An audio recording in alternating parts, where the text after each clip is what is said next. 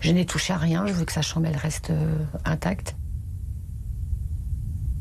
Il y a toutes ces petites figurines de Star Wars qui vénéraient complètement. Les photos de Charlie bébé, ses chars, des cadres photos, sa PS5 qu'il y tenait absolument, il était un grand amateur de jeux. Il y a pas mal d'affaires d'Ukraine, enfin surtout des vêtements, un casque, des casquettes. C'est à lui, c'est son endroit. Je trouve que ça sent encore son odeur. Voilà. Le fils de Valérie s'appelle Charlie. Il a 30 ans. Au printemps 2022, comme plus de 300 Français, il est parti se battre aux côtés des Ukrainiens contre les Russes. Il est tout le temps avec moi. Voilà. Mais depuis le 30 juin 2024, elle n'a plus de nouvelles de lui. La dernière fois qu'ils se sont parlé, il était sur le front dans le village de Novogorodiye, surnommé New York. Alors je sais aussi qu'il est porté disparu New York, je crois que ça s'appelle. Et il serait porté disparu là. Pourtant, sa voix résonne encore dans la maison familiale. Bonjour, je m'appelle Lojro Charlie et j'envoie cet audio en guise de testament. Charlie avait envoyé un message vocal pour ses proches, au cas où il lui serait arrivé quelque chose. Ce matin, nous allons prendre une position et essayer de la garder. Et les Russes essayent de nous contourner, bien évidemment. Donc, on va dire, je préfère prévoir. On sait jamais. Dites à papy qu'il avait raison. C'est que c'est vraiment la merde ici. Oh, toi, maman, franchement... Oh, j'adore la relation qu'on a, tu vois. C'est une relation géniale. Et j'espère vraiment que si jamais il m'arrive quelque chose, bah, vous en faites pas et puis je vous attendrai en haut. Mais faut pas se tracasser. En tout cas, sachez que je vous aime. Bisous à vous. Et que... à bientôt, j'espère. Voilà ce qu'il nous avait envoyé. Je ne peux pas concevoir de continuer de vivre sans avoir des nouvelles de mon fils. J'ai besoin de savoir, sinon moi je vais m'écrouler. Vraiment.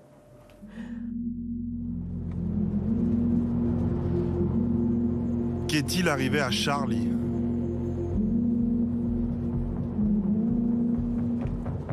Est-il blessé ? A-t-il été fait prisonnier ? Est-il mort au combat ? Pour tenter de retrouver sa trace, nous nous sommes rendus à l'est de l'Ukraine, dans la ville de Konstantinivka, à 10 km de la ligne de front.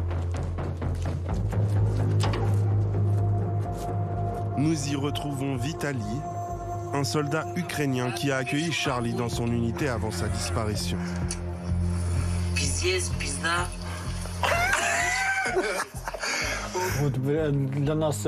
Quand on nous a dit « Vous avez un Français », on était là « Comment ça, un Français ? Un vrai Français ?»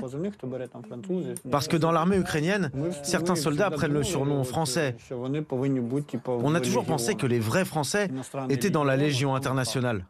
Дубль 3, блядь, не получилось, блядь. Это Франция. Made in France бутерброд.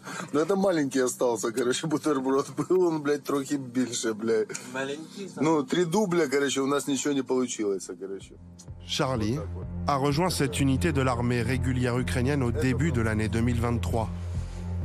Il était sous le commandement d'Olexei. Son trait distinctif, dès le début, c'était sa discipline. Il répétait souvent « Je suis français, un soldat français, et toi tu es le commandant ».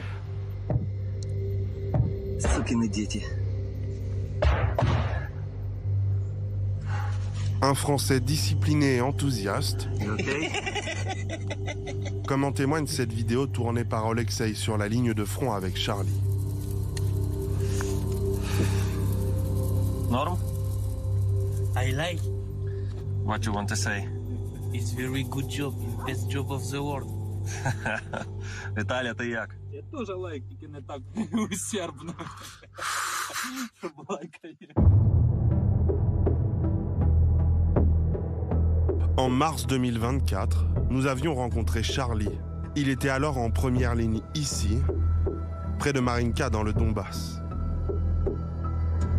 Dans ce qu'il restait de ces forêts, les tranchées étaient dignes de Verdun.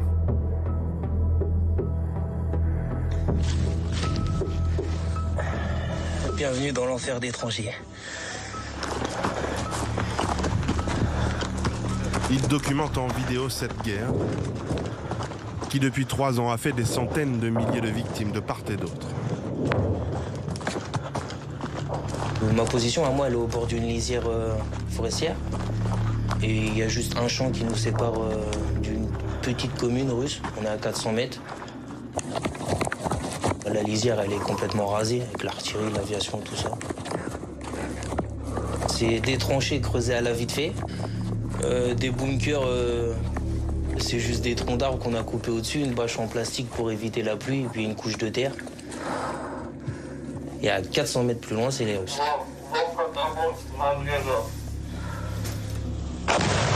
Moi, je suis la dernière position. C'est-à-dire que moi, je suis la première qui prend tout. Ah non, on est VIP pour les Russes. Сука, voilà. Donc, si jamais nous, on tombe au coma et que la position, elle devient russe, à 300 mètres derrière, j'ai les autres. Puis 300 mètres derrière, il y a encore les autres. Avec les collègues, nous, faut pas qu'on lâche. Kurva!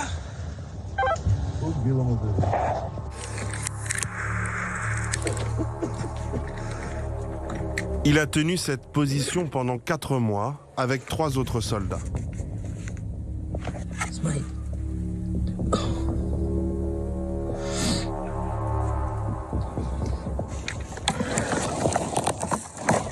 Des fois, on se tient prêt pour rien, parce qu'il n'y a rien du tout. Et il vaut mieux se tenir prêt. Ça, c'était notre avant-poste. Avant qu'il se fasse complètement détruire. Avec les drones et l'artillerie. Tu vois la ville, là, à 400 mètres? C'est les positions russes. Donc il y a juste un champ qui nous sépare. Ils sont à l'offensive à 200%. Là, ils lâchent pas. Entre l'aviation, les hélicoptères, les Sukhoi, les attaques terrestres avec les BTR ou les tanks, les escarmouches. Ah non, non, là, il y a un mouvement de vouloir avancer plus. Et donc nous, les Ukrainiens, on essaye de tenir, je dis nous les Ukrainiens, l'armée ukrainienne et les étrangers, on est sur la défensive et puis on essaye de contenir cette avancée, qui n'est pas facile d'ailleurs, mais on se donne corps et âme. Souvent, le soldat français se filmait en pleine action comme ici. Illustration du système D qui régnait sur le champ de bataille. Transport de munitions en charrette. Même pas le temps de prendre un café qu'on était déjà en train de poser des mines.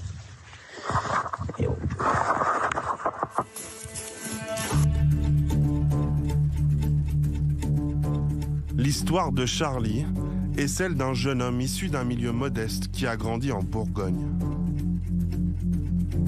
Il tombe dans la petite délinquance après avoir arrêté l'école à 16 ans et suivi une courte formation militaire. C'est les classes, mais toute petite classe. J'ai appris à marcher au pas, à respecter les gradés, faire un peu de sport et j'avais tiré une fois au FAMAS. Et en fait, ce qui a fait que tout a échoué, c'est la visite médicale. Ils ont trouvé une fissure au niveau du tympan et de là, ça a été fini. Ça a été la grande dégringolade. Puis après, je suis retourné à la vie civile. Mais ça a été un désastre. J'étais perdu. Charlie vit alors en Bourgogne avec sa mère aide-soignante dans la maison de ses grands-parents retraités. Il était chez nous, pourquoi? Parce que quand vous êtes en intérim, c'est pas considéré comme un travail vraiment. Donc il pouvait pas se loger, il pouvait pas faire sa vie. Ouais. Donc il voyait pas d'issue. Nous, on était contents de l'avoir, mais lui, il n'était pas... Ah, il avait honte, Pipo. Un jour, il disait, ici, avec papier et mamie, je suis dans une prison dorée. Je je traînais tout le temps dehors, je traînais avec les mauvaises personnes. Mes parents, ils se faisaient énormément de soucis. J'avais beaucoup de rendez-vous avec la gendarmerie tellement que j'étais un idiot.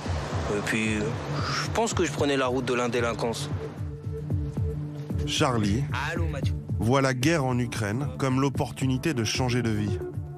Un départ qu'il a caché à sa mère, prétextant aller voir de la famille au Mans. Et il m'appelle en WhatsApp et il m'a dit écoute maman, je suis à Varsovie, je m'engage pour l'Ukraine.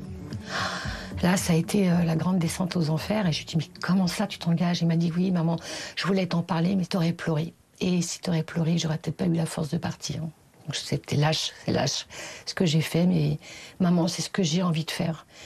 Et je le ferai quoi qu'il arrive.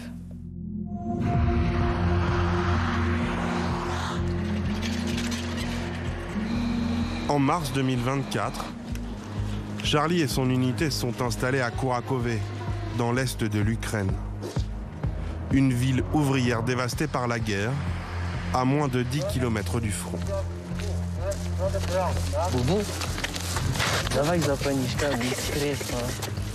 Il allait alors passer quelques jours de repos avec sa compagne polonaise Dorota, infirmière dans son unité. Ici, là, il n'y a que le CCU, l'armée ukrainienne. Moi, je suis le seul Français de ma brigade et Dorota, la seule Polonaise. Quand on est arrivé la première fois à la brigade, ils y croyaient pas. Hein. Alors, un Français et une Polonaise, ouf. Puis non, maintenant, habitué. Il m'appelle le Frenchie. Dorota, il l'appelle la Blondie. Mais du coup, ça passe. Charlie et Dorota sont tombés amoureux sur le front à la fin de l'année 2022. Alors, quand elle part en position, genre, elle va partir en position à 2 heures. Hein. Moi, je reste ici, je vais me faire du souci pour elle. Moi, quand je pars, elle reste ici, donc elle se fait du souci pour moi. Mais bon, après, celui qui reste, on va dire, d'astreinte à l'appartement, fait tout pour le petit confort. Petit frichti, prépare un petit lit chaud. Donc non, c'est à la fois un soutien et un souci en plus. Oj, straszno. Straszno i no tak jak ja rozkazała, że jak on na pozycji, to ja na radyjku, ja nie śpię, ja czułam. Ale tak jest. Jak radio nie pracuje, bo no pidery zagłuszają, tak? To, no to ja na związku postojano z komandirem czali. Все dobre, dobre. Les alertes aériennes rythmaient leur quotidien.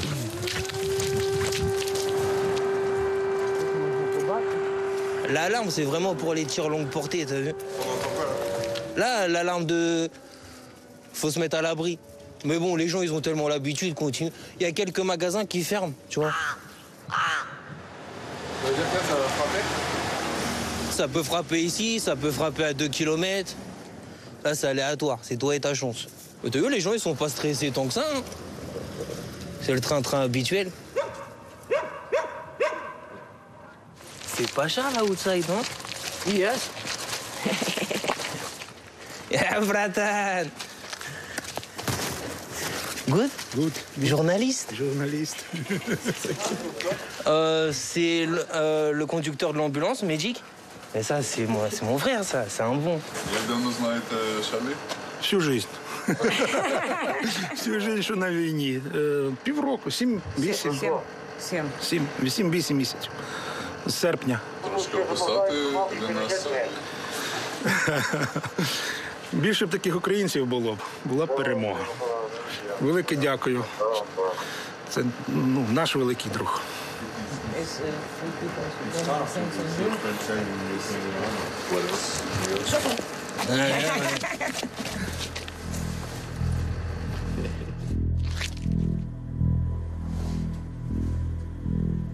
Dans le petit appartement qu'il occupe alors avec Dorota, Charlie nous avait partagé sa dernière grosse frayeur sur le front.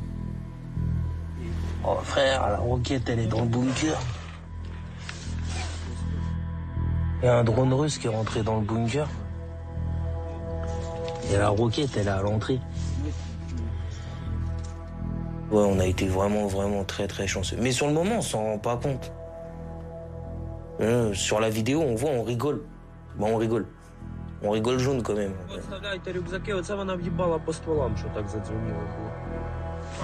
On creuse, on passe à la sauce, puis on fait même du déminage.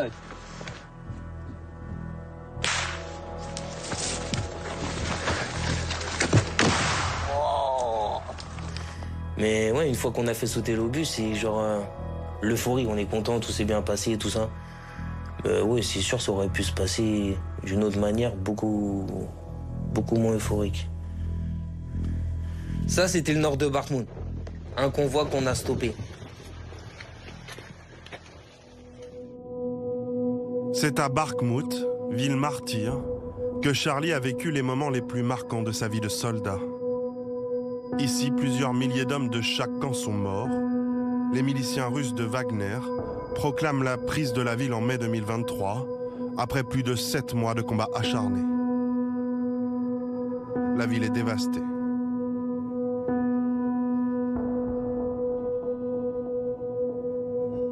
Charlie a participé à la défense de cette ville du Donbass pendant 6 mois. Là-bas, une scène de guerre l'avait particulièrement marqué. Tu vois le premier véhicule qui passe, le deuxième, tout ce qui est commandant, sergent donne l'ordre à l'artillerie.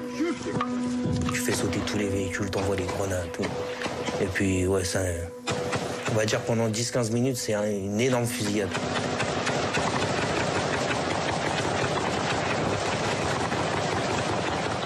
Ça tire de partout. Et après, c'est le calme plat. C'est ce qui fait peur d'ailleurs. C'est impressionnant. T'entends les flammes, les véhicules qui continuent d'exploser. Après, t'as toujours les charognards qui sont là à faire les poches. Les autres qui sont morts. T'en as d'autres qui dégueulent. T'en as d'autres qui craquent un peu. Puis après, le soir, logiquement, les commandants, ils nous laissent tranquilles. Il y en a qui craquent, appellent la famille. T'en as qui boivent beaucoup d'alcool. Et vous? Avec Dorota. On est parti au restaurant. Après, moi, ce que j'aime bien, Dorota, c'est un peu ma psychologue. Je sais pas, elle me réconforte. Une nuit en amoureux, mon commandant qui me dit que je fais du bon travail. Puis après, voilà. Est-ce que vous avez conscience que vous pouvez y rester? Oh oui. J'y pense peut-être un peu trop souvent, mais... Après, si franchement je voulais pas risquer ma vie, que je voulais retourner à métro, boulot, dodo, rien ne m'empêche de rentrer chez moi. Mais... qu'est-ce qu'ils feraient les copains sans moi? Et moi, qu'est-ce que je ferais sans eux? Du coup, non, je les laisse pas.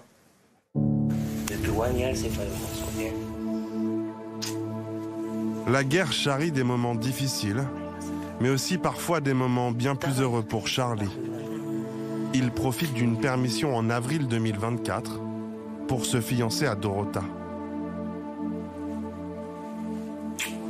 Puis au mois de juin, le couple se rend en France, à Paris et en Bourgogne, pour passer quelques jours dans la maison familiale.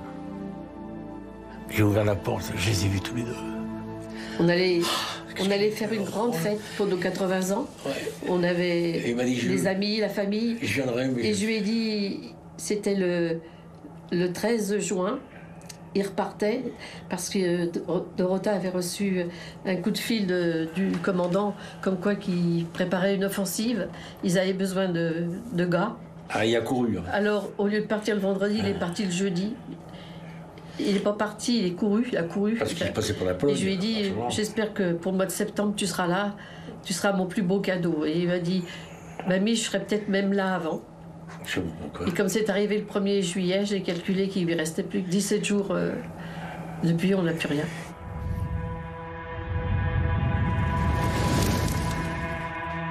De retour en Ukraine, Charlie doit défendre avec son unité le village de New York, sur le front est du pays.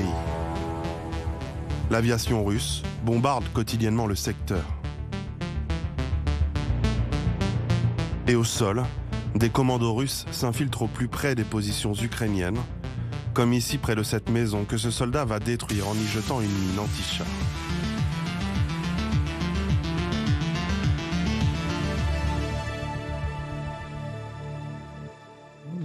La situation était très problématique. On nous avait signalé que dans cette zone, l'ennemi n'attaquait plus en petits groupes de 5 à 6 personnes comme cela était le cas à Marinka.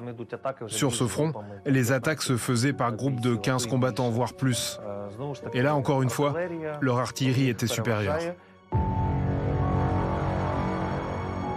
L'unité prend position dans cette ville à la mi-juin.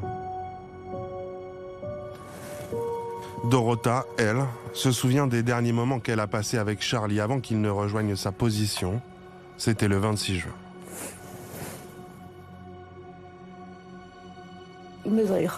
La veille, nous sommes allés au restaurant. Charlie était là, avec ses camarades. On a passé du temps ensemble.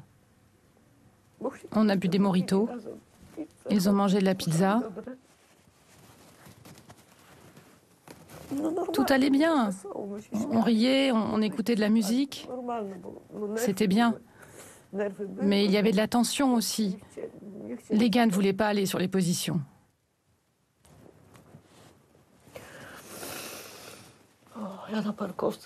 Ensuite, sur le parking, on pouvait sentir la nervosité des gars. Ils étaient stressés. Ils ne savaient pas quoi faire. Devaient-ils refuser d'y aller? Devaient-ils prendre les véhicules et retourner à Kiev?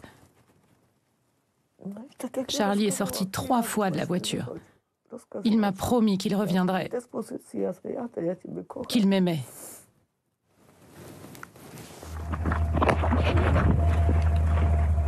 Le lendemain, Charlie se filme pour la dernière fois. Avec ses camarades, il marche pour rejoindre le front. Premier qu'on croise, qu'on trouve. Il doit passer 3 jours dans cette maison pour empêcher l'avancée russe, qui ailleurs dans le même temps, progresse parfois de plus de 20 km au cœur des lignes ukrainiennes. Lors des combats à New York, l'ennemi utilisait souvent une tactique consistant à coller du ruban adhésif jaune sur eux. C'est la même couleur que nous. Ensuite, ils avançaient de maison en maison. Lorsqu'ils repéraient nos unités, les Russes arrivaient en disant « On est des vôtres, on est des vôtres ». Ils pouvaient prononcer ces mots en ukrainien. Malheureusement, des Russes se sont approchés de la position de Charlie en se faisant passer pour nos soldats. Quand les Russes sont arrivés à la porte, à l'entrée de la maison, l'un de nos gars était là. Il se retourne et il commence à discuter avec eux. Et d'un coup, il crie « C'est des Russes !» Il s'est fait descendre direct, exécuté à bout portant. Charlie et son camarade ont alors foncé dans la cave. Le dernier membre de l'équipe a riposté et s'est replié. Et après, il a vu les Russes lancer des grenades dans la cave. Et il a entendu des explosions.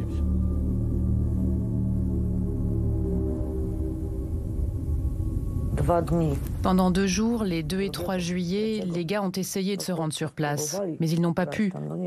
Il y avait beaucoup de blessés et de morts. Ils ont aussi survolé la zone avec des drones, mais ils n'ont pas vu Charlie. Dorota prévient tout de suite la famille de Charlie. J'étais avec ma mère, nous étions en train de faire des courses. Et j'étais restée dans la voiture, ma mère était partie chercher des courses. Et j'ai reçu un message, je l'ai lu et je suis sortie de la voiture et j'ai crié.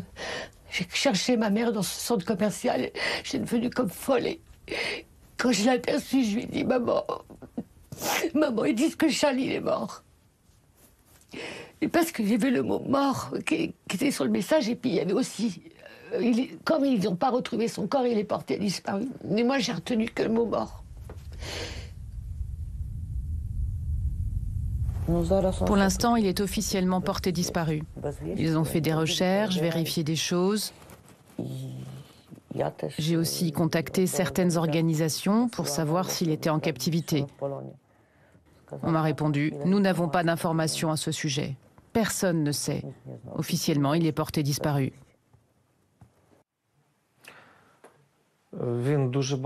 Je sais qu'il parlait souvent en vidéo avec sa grand-mère. Il me montrait parfois ses appels quand nous étions à Soledar. J'aimerais leur dire qu'ils ont élevé un homme digne, discipliné et courageux. Merci.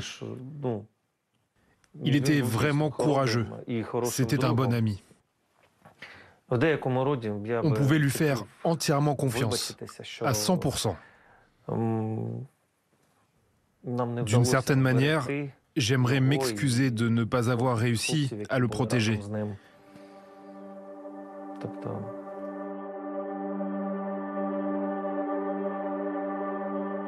Depuis la disparition de Charlie, la famille n'a aucun contact avec les autorités ukrainiennes. Le ministère des Affaires étrangères français a demandé à Valérie de faire un test ADN pour permettre d'identifier le corps de son fils si nécessaire. J'ai besoin de retrouver mon fils, de retrouver sa dépouille, d'avoir un endroit où me recueillir. Oui, j'en ai besoin. J'en ai besoin. Toute la famille en a besoin, mais... Et je trouve que c'est un endroit tranquille, comme Charlie l'était, un mec tranquille. Charlie fait partie des 37 000 soldats disparus depuis le début de la guerre. L'armée ukrainienne le considérera comme officiellement mort au combat, un an jour pour jour après sa disparition.